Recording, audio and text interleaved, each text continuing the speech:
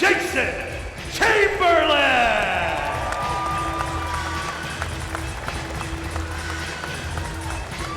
All this time, Christian, all this talk, all this analysis, all these predictions, all of it, and we finally get to have, we're finally gonna wrestle. Finally gonna wrestle. That's why they call it Final X.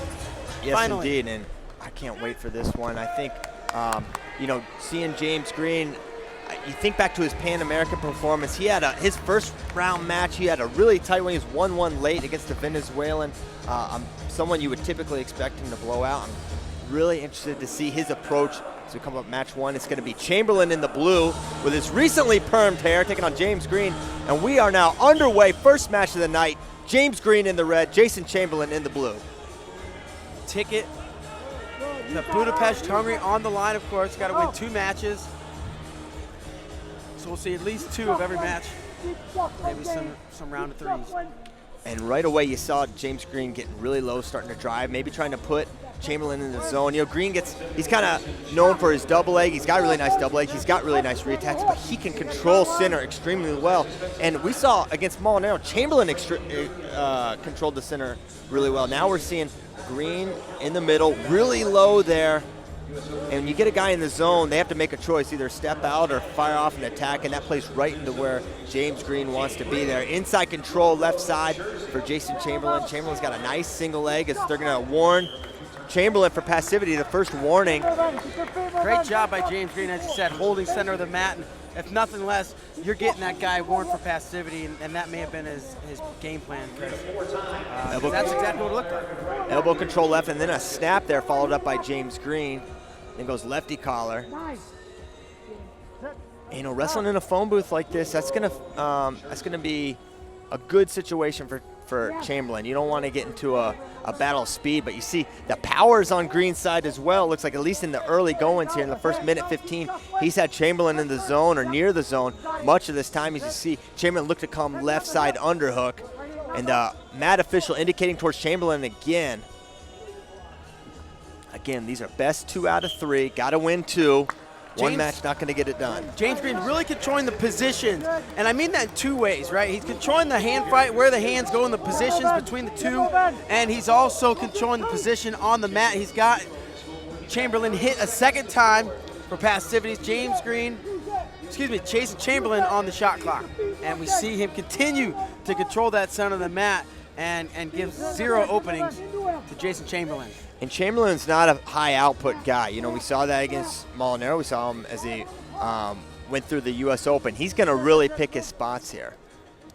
And he's had no issue giving up that point. And now, remember, new rules now. No cautions on the passivity point as Green strikes first. And Chamberlain probably not going to get overly aggressive just being down 1-0. But you're seeing James poked in the eye or something.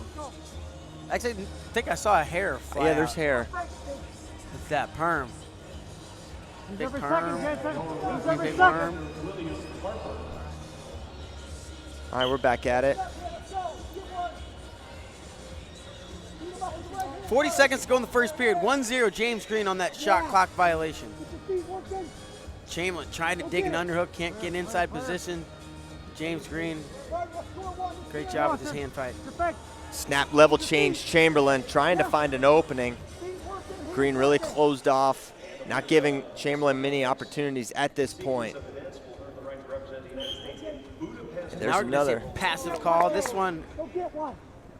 And what that means is early in the second period, look for Green to go on the shot clock. If this type of a match is what we're gonna have in the second period, then he's gonna go on the clock again early in the second period. 5 seconds to go. Unlikely either guy going to take a risk, and that's going to do it. 1-0 Green after 1, just a shot clock point. No one got into a leg.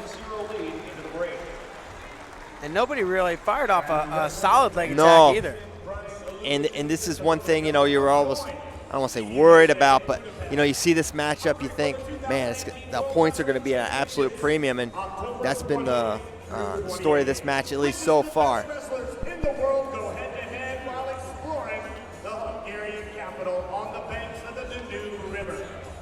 And we head back to the second. Time expires for the halftime break.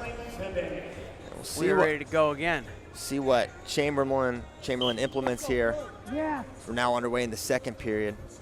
I wonder if James fires off an attack too early in this period. We'll see.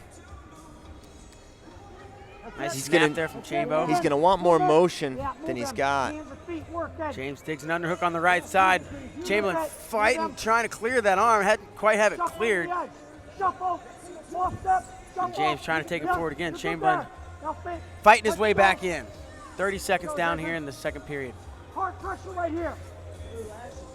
And they're indicating towards Chamberlain. Now looking for a drag. Go behind Chamberlain, as you saw Green change his level there, but nothing doing. Still 1-0 for Green, 40 seconds into the second period. Inside control again. There now, another level change. And you see Green continuing to get to that underhook. He's really tough from this position. Doesn't fire off a ton of leg attacks here, but as you can see what he's doing, masterful job controlling center. He's got him in the zone for the first time in the match. And now elbow off from Green. 1 minute into this second period. Continuing with that right side underhook is James Green. He's got Chambo just back, all the way up to the line, to the zone essentially.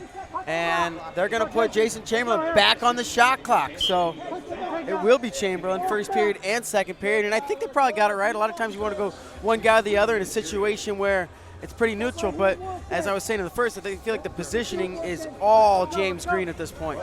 And if you're Chamberlain, you got to know that that's going to happen if you continue to not have your butt in the center, right? That's going to happen. As you say that, he circles his way to the center, and James Green's like, I don't know about that.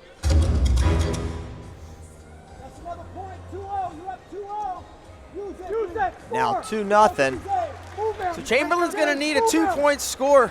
Yeah, if he gets a takedown, Chamberlain gets a takedown, he's going to be ahead on criteria. But two step outs for Chamberlain, a 2-2 tie. Actually would also put him on. Of course, no overtime in freestyle wrestling. It's decided by criteria if it's tied after 6 minutes. So it's important for the athletes to know that, and both these guys assuredly know a takedown for Chamberlain would put him in the lead.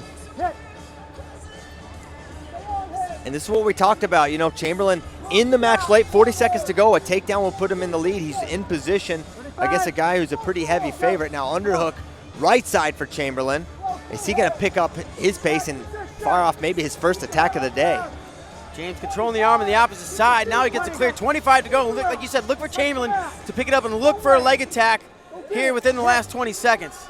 And Green just rock solid positionally, moving his feet well, and they're going to indicate towards James, but it means nothing with 12 seconds to go. The head positioning of James Green, the difference here. There's a shot, he's in deep, hands locked. Chamberlain, 5 seconds to go. And it's going to be too little, too late. Oh. Will they give one? Maybe, maybe not. I don't think so. Either way, it doesn't matter. James Green will take match number 1, 2-0. So James Green, 1 match away from representing the United States for the 3rd time. And he's going to try to go back and pick up his 3rd medal in 3 tries. Yeah, Green rolled the dice there.